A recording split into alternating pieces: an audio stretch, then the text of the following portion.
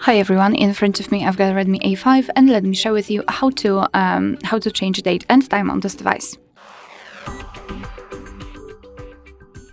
So let's begin with opening the settings, and here in this list we have to scroll down to the very bottom to find the system. Then let's tap on date and time, and as you can see here we've got some options which are currently inactive.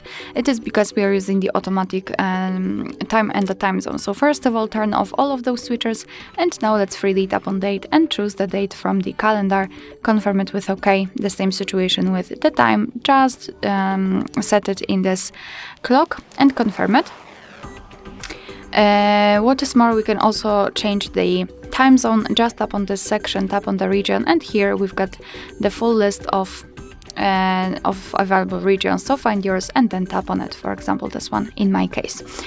We can also change the time format. We can use the automatic option, which is called local default, or we can manually decide whether we want to use the 24-hour format, just like it is applied right now, or the 12-hour format, just by turning off this option.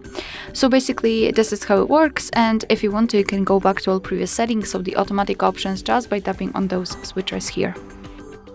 Alright, so that will be all. Thank you so much for watching. Please hit the subscribe button and leave the thumbs up.